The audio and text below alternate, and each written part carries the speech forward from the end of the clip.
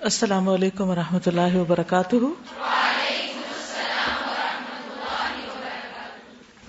نحمده ونصلی علی رسولہ الکریم، اما بعد فاعوذ باللہ من الشیطان الرجیم، بسم اللہ الرحمن الرحیم، رب اشرح لی صدری ویسر لی امری واحلل عقدۃ من لسانی یفقہوا قولی۔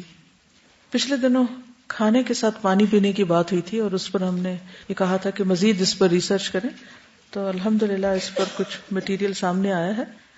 اس سلسلے میں سنت کیا ہے؟ سنت میں کھانے کے ساتھ پانی پینے کی نہ تو حوصلہ افزائی کی گئی ہے کہ ضرور پیو، اور نہ ہی حوصلہ شکنی کی گئی ہے۔ اگر کسی کو ضرورت محسوس ہو رہی ہے تو پی لے، اگر ضرورت محسوس نہیں ہو رہی تو نہ پیے۔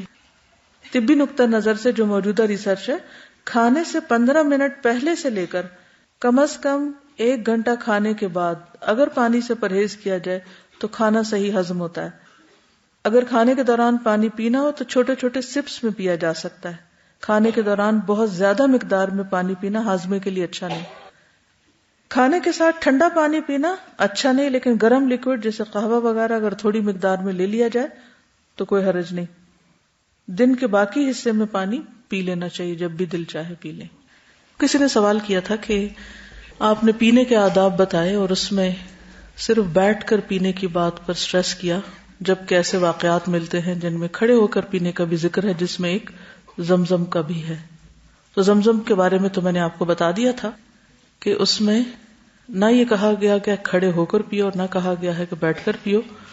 نبی صلی اللہ علیہ وسلم نے چونکہ کھڑے ہو کر پیا، اس لیے بہت سے لوگ اس کو کھڑے ہو کر ہی پیتے ہیں، لیکن اگر کوئی بیٹھ کر پینا چاہے تو اس کے لیے ممانعت نہیں ہے، اور اس کی پابندی بھی نہیں ہے کہ لازماً کھڑے ہو کر ہی اس کو پیا جائے۔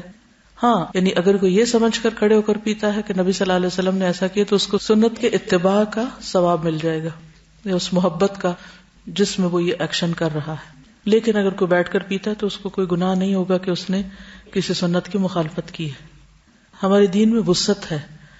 عام طور پر جب ہم کسی سنت یا کسی اتباع کی بات کو پڑھتے ہیں تو پھر اس کو بعض اوقات اتنے لٹرل میننگ میں لے لیتے ہیں کہ اگر کوئی تھوڑا سا بھی ادھر ادھر ضرورتاً ہو جائے جس کی رخصت ہے دین میں، تو اس کو بھی ہم برا بھلا کہنے لگتے ہیں، برا سمجھنے لگتے ہیں۔ تو ایسا نہیں ہونا چاہیے، ٹھیک ہے؟ ہاں، الا یہ کہ شریعت نے واضح طور پر کہہ دیا ہو کہ ایسا مت کرو۔ حلال بھی بین ہے اور حرام بھی بالکل واضح ہے۔ جہاں حرام ہونے کی بات ہے وہ تو حرام ہے ہی، لیکن ادروائز کسی بھی ایسی چیز کو حرام نہیں کیا جا سکتا جس کو شریعت نے حرام نہ کیا ہو۔ وَلَا تَقُولُوا لِمَا تَصِفُ أَلْسِنَتُكُمْ هَذَا حَلَالٌ وَهَذَا حَرَامٌ، جو تمہاری زبانیں گھڑتی ہیں اس کے مطابق یہ نہ کہو کہ یہ حلال ہے اور یہ حرام ہے۔ حلال اور حرام کا اختیار صرف اور صرف اللہ رب العالمین کے ہاتھ میں ہے۔ جس چیز کو وہ حلال کرے وہی حلال ہے، جس کو وہ حرام کرے وہی حرام ہے۔ اگر کوئی اپنی مرضی سے ایسا کرے گا تو وہ اللہ تعالیٰ کے اختیارات میں دخل اندازی کے برابر ہے، جو کہ درست نہیں۔ ام لہم شرکاء شرعوا لہم من الدین ما لم یأذن بہ، ٹھیک ہے؟ کیا ان کے کچھ شرکاء ایسے ہیں کہ جنہوں نے ان کے لیے ایسا دین ایجاد کیا ہے جس کی اللہ نے ان کو اجازت نہیں دی؟ جس چیز کو اللہ تعالیٰ نے نہیں شریعت کا حصہ بنایا تو کسی کو اختیار نہیں کہ اسے شریعت کا حصہ بنائے۔ اب جہاں تک کھڑے ہو کر کھانے پینے کی بات ہے تو اس کے بارے میں شریعت کیا کہتی ہے؟ کچھ چیزیں تو آپ کو کھانے پینے کے آداب میں بتا دی ہیں، کچھ چیزیں مزید اس کی وضاحت میں۔ شیخ الاسلام ابن تیمیہ سے کھڑے ہو کر کھانے پینے کے بارے میں سوال کیا گیا کہ کیا وہ حلال ہے یا حرام یا مکروہ تنزیہی ہے، یعنی مکروہ ہے، اور کیا کھڑے ہو کر کھانا پینا جائز ہے جب کوئی عذر ہو جیسے مسافر، اور کیا راستے میں چلتے ہوئے کھایا پیا جا سکتا ہے؟ تو انہوں نے جواب دیا جہاں تک عذر کا تعلق ہے تو اس میں کوئی حرج نہیں، یعنی کہ بیٹھنے کی جگہ ہی نہیں ہے۔ بعض اوقات آپ کیوں میں کھڑے ہوتے ہیں کسی بینک کے سامنے، کسی ڈاک خانے کے سامنے، کسی اور جگہ پر، اور بعض اوقات لائنیں سڑک پر ہوتی ہیں اور آپ وہاں پر نیچے نہیں بیٹھ سکتے، اگر بیٹھیں گے تو رستہ رکے گا۔ یہ جیسے میں نے حج عمرے کی مثال دی کہ اگر آپ طواف کے دوران یا سعی یا رمی کے دوران کہیں آپ تھوڑا سا پانی کا سپ لیتے ہیں یا کچھ کھاتے ہیں تو کہاں بیٹھیں گے آپ؟ بیٹھنا خطرناک ہے وہاں، بلکہ بیٹھنا دوسروں کے لیے اذیت کا باعث ہے، تو آپ ایسا نہیں کریں گے۔ تو اس وقت اگر آپ کچھ کھانا چاہتے ہیں، پینا چاہتے ہیں تو آپ کھا پی لیں، کوئی حرج نہیں، کوئی گناہ کی بات نہیں ہے۔ تو کہتے ہیں کہ جہاں تک عذر کا تعلق ہے تو اس میں کوئی حرج نہیں، معذور انسان کو اس کی اجازت ہے۔ نبی صلی اللہ علیہ وسلم سے یہ بات ثابت ہے کہ آپ نے زمزم کھڑے ہو کر پیا، کیونکہ وہاں بیٹھنے کی کوئی جگہ نہ تھی. اور جہاں تک بغیر عذر کے بلا وجہ کھانے پینے کی بات ہے تو وہ ناپسندیدہ ہے، کیونکہ نبی صلی اللہ علیہ وسلم نے اس سے روکا ہے. ایکسیپشنل کیسز ہر جگہ موجود ہیں، لیکن ایز اے نارم کیا ہے؟ پسندیدہ نہیں ہے. حرام نہیں ہم کہیں گے کہ اس نے حرام کا ارتکاب کیا، لیکن ایک ناپسندیدہ کام کا ارتکاب کیا. محمد بن صالح العثیمین کا فتویٰ ہے، انہوں نے کہا کہ افضل یہ ہے کہ انسان بیٹھ کر کھائے اور پیے، کیونکہ یہ نبی صلی اللہ علیہ وسلم کی رہنمائی ہے، اور آپ صلی اللہ علیہ وسلم نہ کھڑے ہو کر کھاتے اور نہ کھڑے ہو کر پیتے. اللہ یہ کہ زمزم کے بارے میں پتہ چلتا ہے، رخصت کا پتہ چلتا ہے، لیکن آپ کھانا پینا بیٹھ کر ہی کرتے تھے. جہاں تک کھڑے ہو کر پینے کا تعلق ہے تو نبی صلی اللہ علیہ وسلم سے صحیح ثابت ہے کہ آپ نے اس سے روکا بھی ہے، منع بھی کیا. صحیح مسلم کی روایت ہے، انس رضی اللہ عنہ سے روایت ہے کہ نبی صلی اللہ علیہ وسلم نے منع فرمایا کہ کوئی آدمی کھڑے ہو کر پانی پیے. قتادہ کہتے ہیں کہ ہم نے کھڑے ہو کر کھانا کھانے کے بارے میں پوچھا تو انس رضی اللہ عنہ نے کہا کہ یہ اور بھی زیادہ برا اور گندا کام ہے. ٹھیک ہے، یعنی اس کا مطلب یہ ہے کہ نبی صلی اللہ علیہ وسلم نے اگر کھڑے ہو کر پینے سے منع کیا تو کھڑے ہو کر کھانا اور بھی زیادہ منع ہے، کیونکہ کھانا تو زیادہ ٹائم لیتا ہے. اب ترمذی میں جو ابن عمر کی روایت ہے کہ ہم رسول اللہ صلی اللہ علیہ وسلم کے زمانے میں چلتے پھرتے کھایا کرتے تھے اور کھڑے ہو کر پیا کرتے تھے، یعنی ایسا کر لیا کرتے تھے، یہ بخاری میں ہے. تو یہ اس بات پر دلیل ہے کہ یہ عمل حرام نہیں ہے، جیسے پہلے میں نے عرض کیا، لیکن اس کا ترک کرنا بہتر ہے. یعنی زیادہ اچھا اور بہتر عمل یہ ہے کہ انسان بیٹھ کر کھائے اور بیٹھ کر پیے.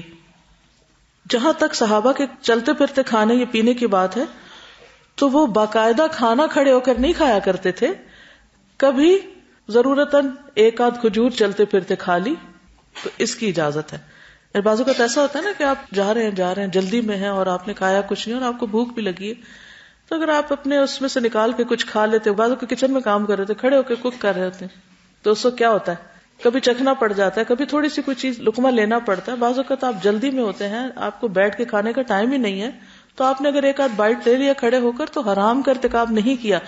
لیکن یہ روز کی عادت نہیں بنانی چاہیے، کیونکہ نبی صلی اللہ علیہ وسلم نے اس کو ناپسند کیا ہے. ابن عباس کہتے ہیں کہ میں نے رسول اللہ صلی اللہ علیہ وسلم کو زمزم کا پانی پلایا تھا اور آپ نے کھڑے ہو کر پیا تھا. خلاصہ کلام یہ ہے کہ بیٹھ کے کھانا افضل ہے، کھڑے ہو کر پینے کا یا کھانے کا جواز ضرور ہے. حضرت علی نے بھی کھڑے ہو کر پانی پیا اور فرمایا کہ نبی صلی اللہ علیہ وسلم نے بھی ایسا کیا جیسا تم مجھے کرتے ہوئے دیکھ رہے ہو.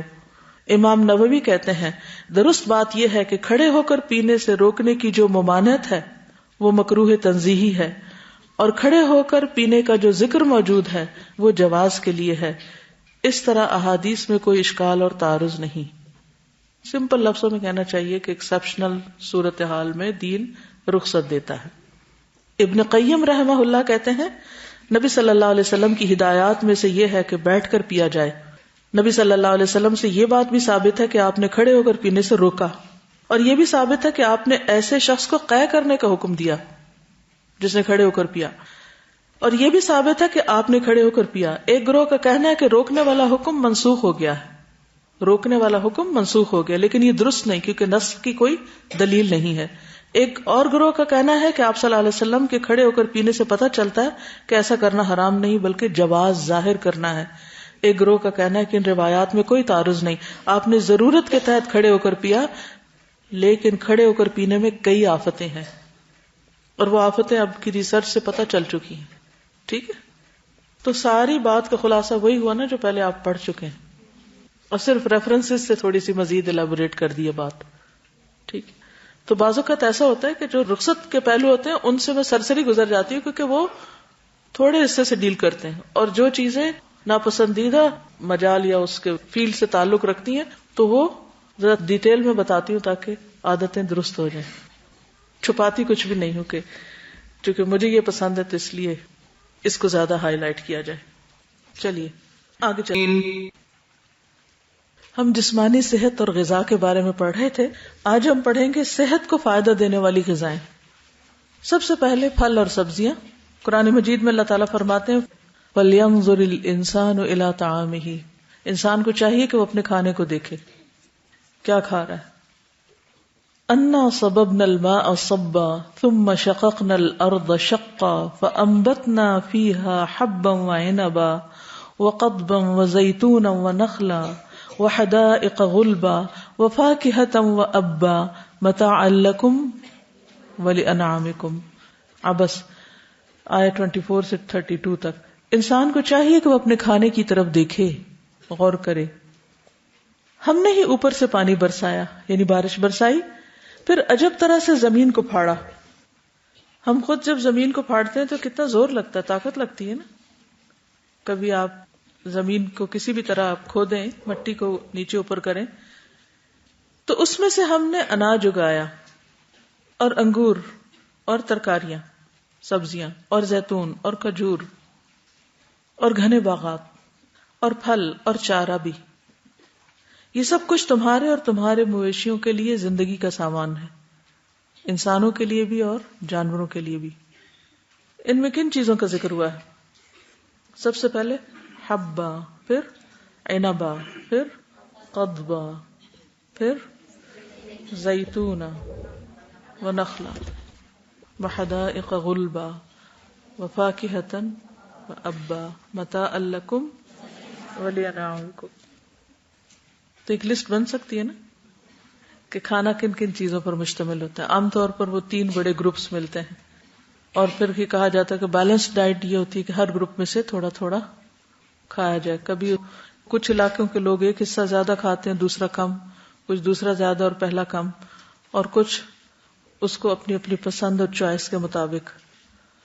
بہرحال ان میں سے کچھ غذائیں جن کا ذکر قرآن مجید میں ہے ان کے بارے میں ہم پڑھیں گے.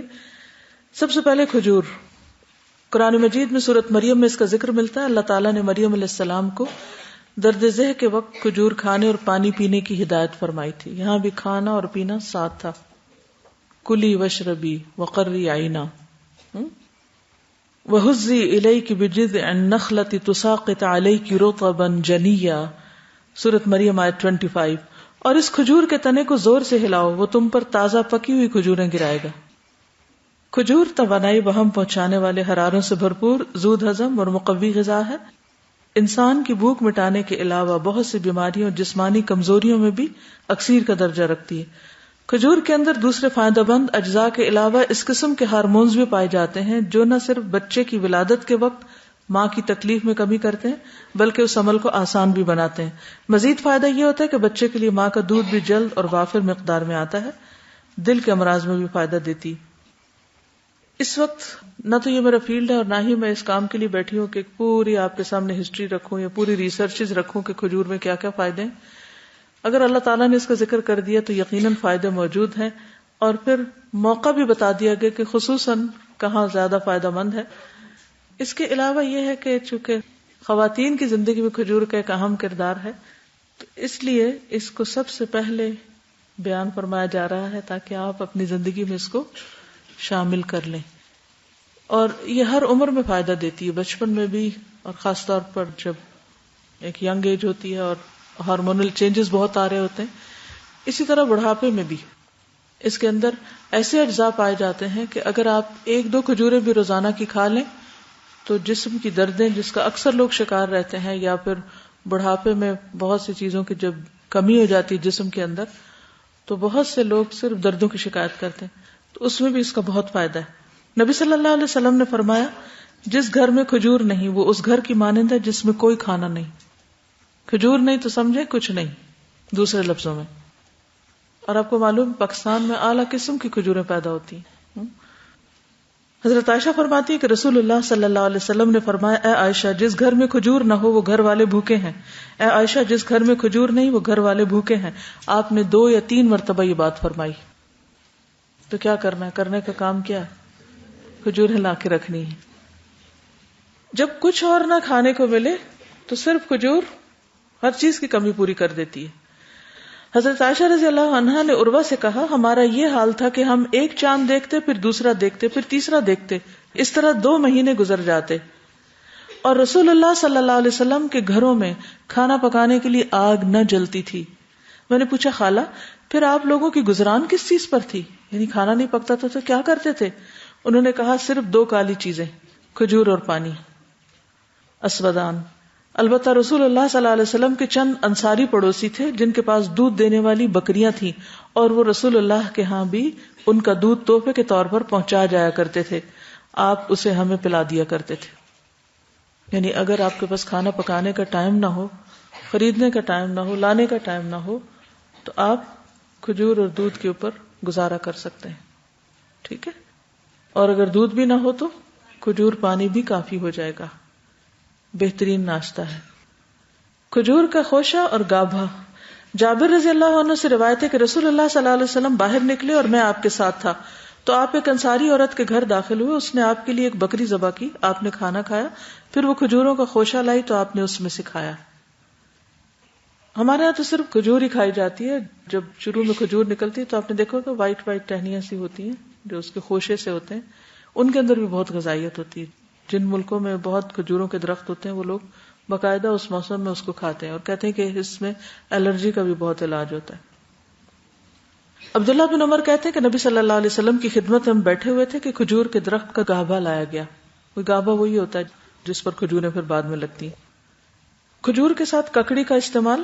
عبداللہ بن جعفر کہتے ہیں کہ میں نے نبی صلی اللہ علیہ وسلم کو تازہ کھجور ککڑی کے ساتھ کھاتے دیکھی. یعنی اگر آپ کھجور کے ساتھ کھیرا شامل کر لیں، مثلا صبح میں اگر آپ نے دودھ کھجور لیا اور اگر صبح نہیں آپ کھاتے دوپہر میں لیتے ہیں تو بہترین سنیک ہے، دوپہر کے کھانے کا کام کر سکتے. حضرت عائشہ کہتی کہ میری والدہ مجھے موٹا کرنے کی تدبیر کرتی تھی تاکہ میری رخصتی کر کے رسول اللہ صلی اللہ علیہ وسلم کی خدمت میں روانہ کریں، لیکن یہ مقصد کسی تدبیر سے حاصل نہ ہوا. حتیٰ کہ میں نے کھجوروں کے ساتھ ککڑی کھائی تو میں انتہائی متناسب انداز کی فربہ ہو گئی، یعنی کہ اچھی فزیک ہو گئی. تربوز اور تازہ کھجور. حضرت عائشہ کہتی ہے کہ رسول اللہ صلی اللہ علیہ وسلم تربوز اور تازہ کھجور ملا کر کھایا کرتے تھے اور فرماتے تھے ہم اس کی گرمی کا علاج اس کی ٹھنڈک سے اور اس کی ٹھنڈک کا اس کی گرمی سے کرتے ہیں. یعنی تربوز جو ہے وہ کھانے میں ٹھنڈا ہوتا ہے اور کھجور گرم ہوتی ہے، تو ان کو جب ملا کے کھایا جاتا ہے تو کوئی نقصان نہیں ہوتا، جو عام طور پہ بعد میں لوگ کہتے ہیں گرمی لگ گئی اور ٹھنڈ لگ گئی.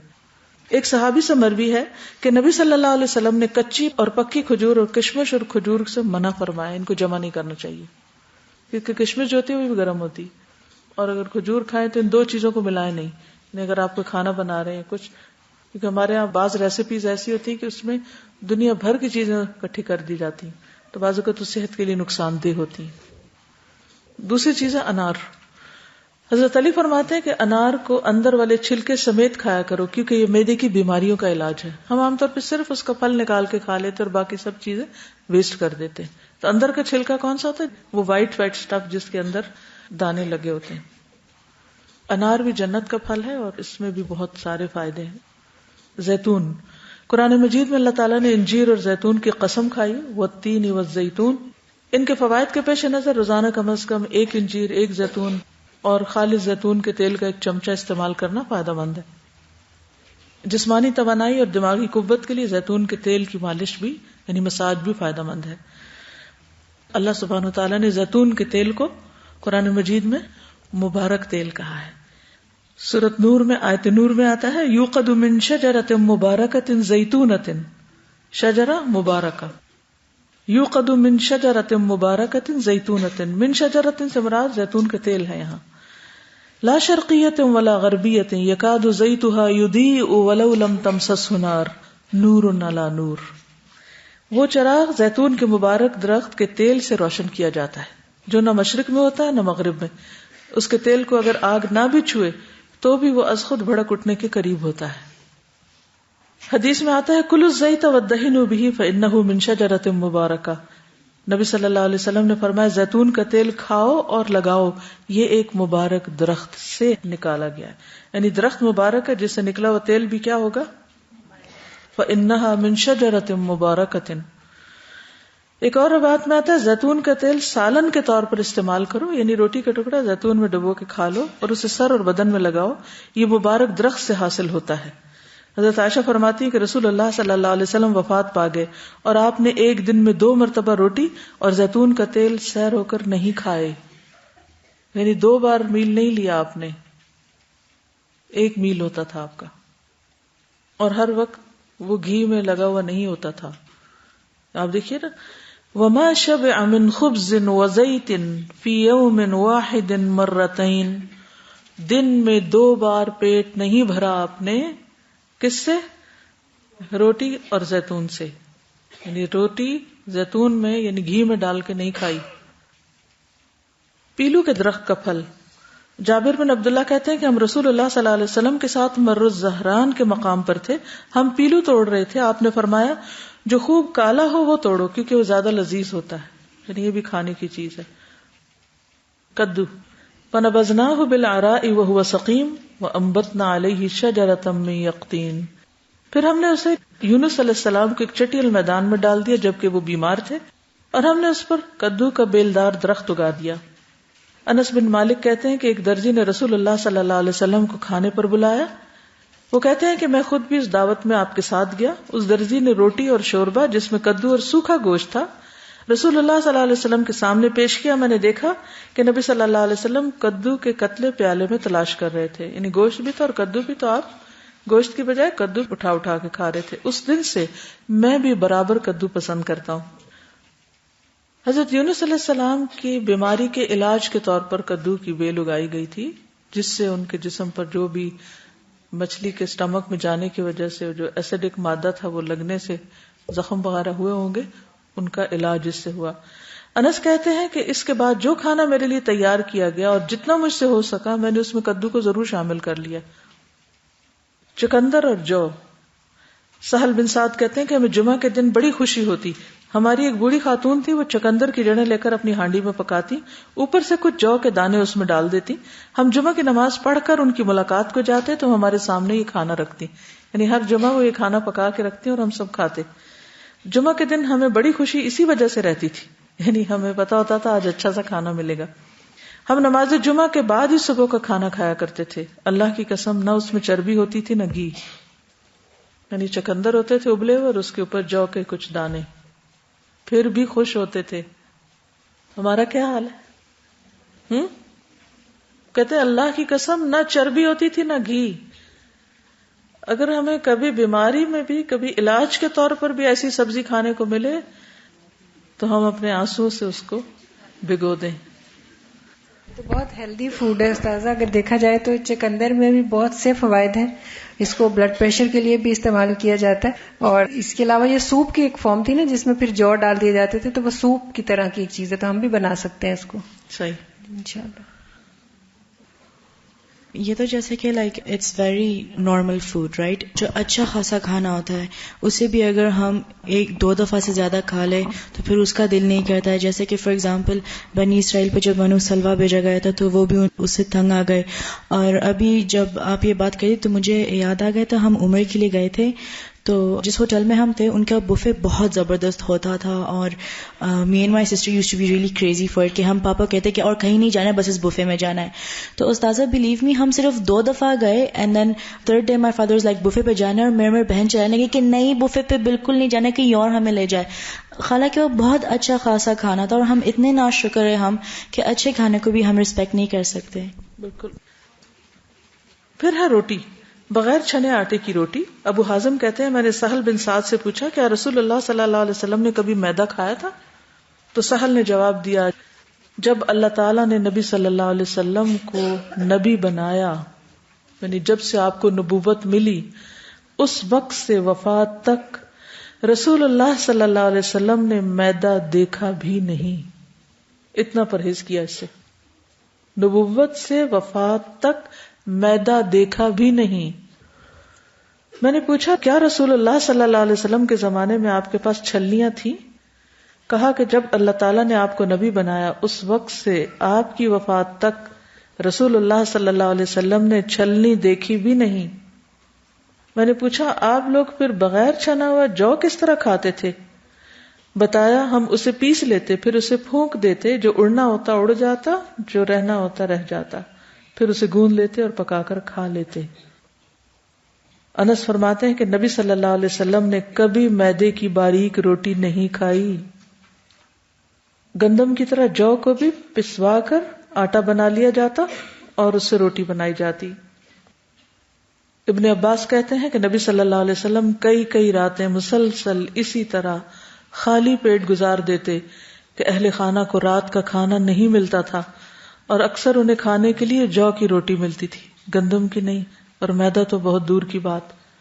ابو امامہ کہتے ہیں کہ رسول اللہ صلی اللہ علیہ وسلم کے گھر میں کبھی جو کی روٹی بھی بچی نہ رہتی تھی، یعنی اتنی نہیں ہوتی تھی کہ بچ جائیں، اور ہمارے عام طور پر لوگ کیا کرتے ہیں، کھاتے کم ہیں اور باقی چھان بورا بیچتے رہتے ہیں۔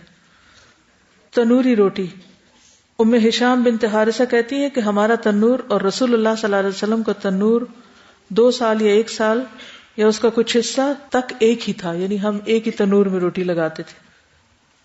انس بن مالک فرماتے ہیں کہ ام سلیم نے نبی صلی اللہ علیہ وسلم کے لیے روٹی تیار کی اور اس میں کچھ گھی بھی لگایا، پھر کہا نبی صلی اللہ علیہ وسلم کی خدمت میں جاؤ اور انہیں بلا لاؤ۔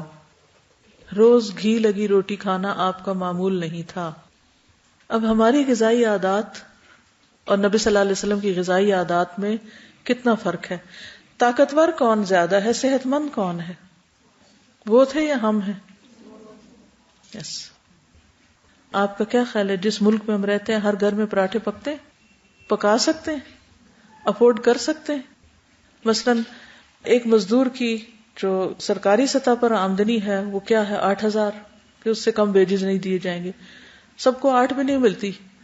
ایک گھر کا مرد اگر 8,000 یا 10,000 کما کے لاتا ہے، ان کے لیے تو آٹا پورا کرنا بھی مشکل ہے۔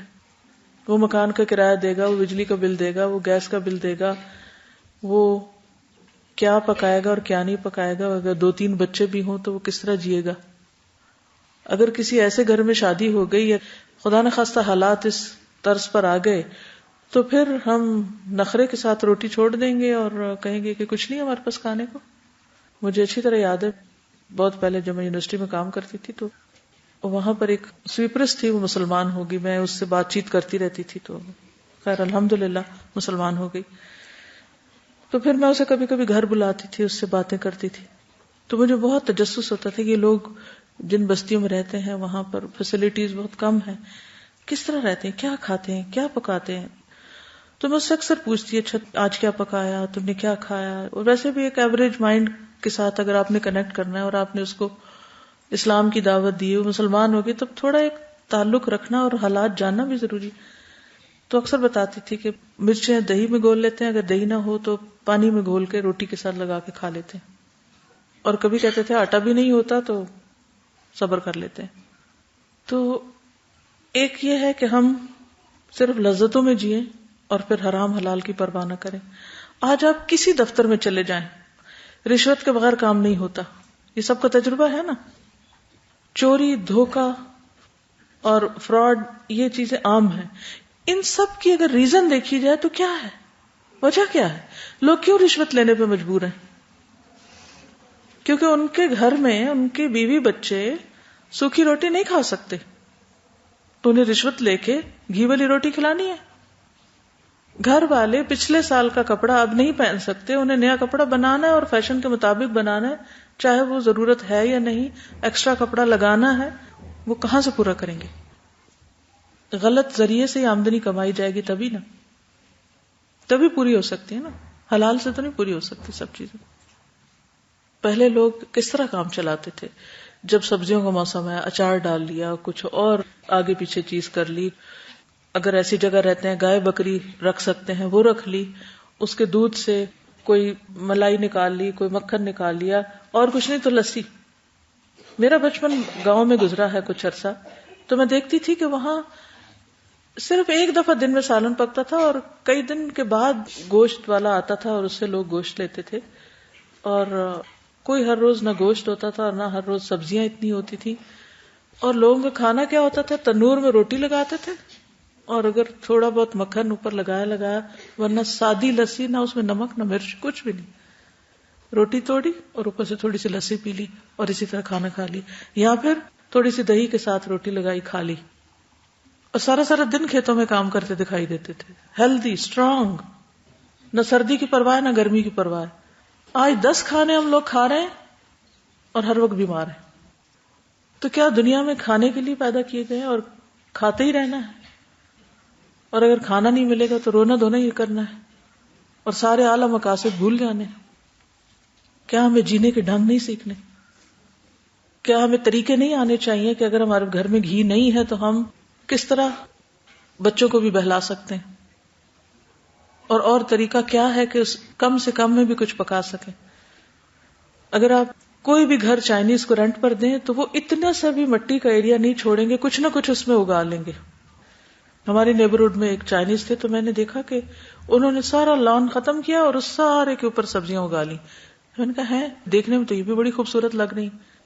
تو کہتے ہیں کہ یہ لوگ رہتے ہی نہیں ہیں جب تک کہ ساتھ ساتھ اپنی فریش سبزیاں خود نہ اگا لیں. اور مجھے یاد ہے کہ بعض گھروں میں میں نے دیکھا کہ وہ گھڑا ٹوٹ جاتا ہے نا تو اس میں مٹی ڈال کے اس میں پودینہ, دھنیا اور چھوٹی چھوٹی چیزیں اگا لیتے ہیں, کیونکہ وہ ان کا کچن گارڈن ہوتا ہے. وہیں سے ہی کوئی دہی میں ملایا, کوئی کسی چیز میں ملایا اور گزارا کر لیا, کام چلا لیا, لیکن حرام لقمہ نہیں کھایا. جو گوشت حرام سے بنتا اس کے لیے کیا ہے, آگ ہے. اللہ تعالیٰ اس سوکھے میں بھی لذت ڈال دیتا ہے, لیکن جس کے منہ کو حرام لگ چکا ہو پھر اسے حلال میں لذت کہاں سے آئے گی. اگر ہم واقعی چاہتے ہیں ہماری نمازیں قبول ہوں, ہماری دعائیں قبول ہوں, ہماری عبادتیں قبول ہوں, آخرت میں جنت ملے, تو پھر ہمیں صرف ظاہری سنتوں پر عمل نہیں کرنا, اس کے آگے جا کر بھی دیکھنا ہے کہ ہمارا لقمہ جو ہے وہ حلال کا ہے یا نہیں. اور صرف لذت کے لیے کھانا تو کوئی کھانا نہیں. تو ایسے مختلف طریقے سوچئے کہ اگر آپ کے پاس زیادہ آمدنی نہیں ہے تو کن طریقوں سے آپ اپنا پیٹ بھر سکتے ہیں. اگر آپ کے گارڈن میں دھنیا پودینہ لگا ہوا ہے تو تھوڑی سی نمک مرچ ڈال کے آپ اس سے بہترین چٹنی بنا سکتے ہیں اور مزے سے کھانا کھا سکتے ہیں.